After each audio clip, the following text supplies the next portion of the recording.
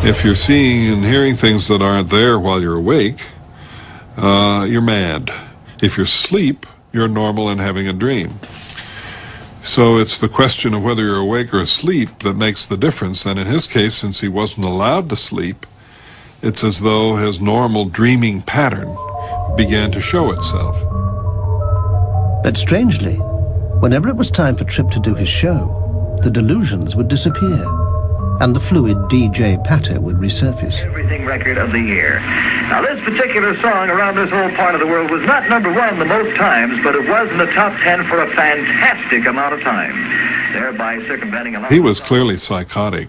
When you don't know where you are or who you are or what's really going on around you, and when you believe that there are strange and ominous forces at work, and when you're seeing things and hearing things that aren't there, then you're psychotic.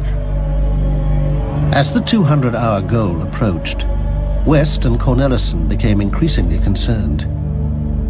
On the very last night, he was so far out of it that we were hard-pressed to keep from calling an end to the whole thing.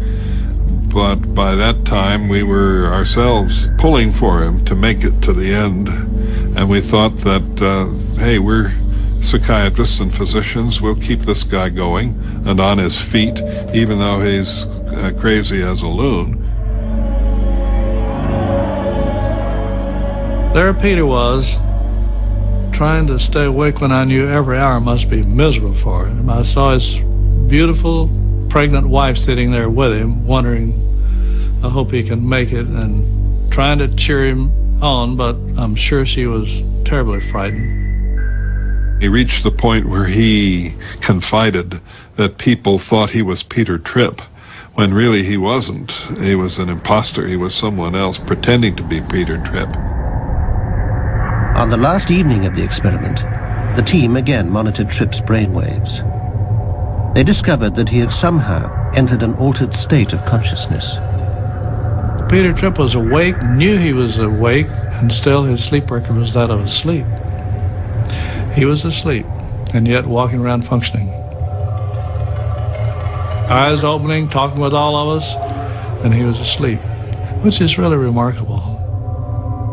On the night of January 28th, Tripp achieved his goal and broke the world record for sleeplessness. But please, take it easy tonight. Drive carefully. The life you saved might be mine, and I don't want to die yet. I'll see you. After staying awake for 201 hours, Tripp finally went to bed and slept for 24. When he awoke, the delusions had gone. At first, he felt that he was unaffected, that he was back to normal, perfectly normal again.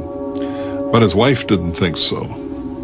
And in fact, their marriage started to go bad after that, and they ended up getting divorced.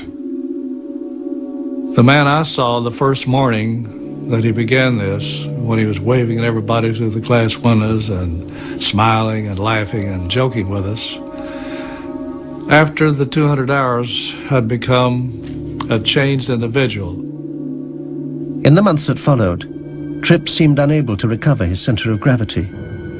He fought with his boss and lost his job. He ended up as a salesman, drifting from town to town across America.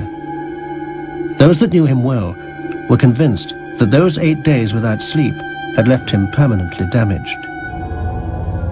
We really didn't think about it. We didn't think about it carefully enough to know what the problems might be.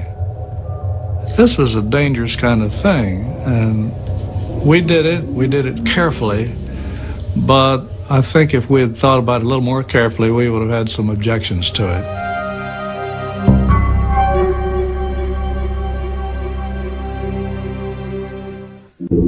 As of now, scientists aren't certain why it is that some of us enter this altered state of consciousness, somewhere between waking and sleeping.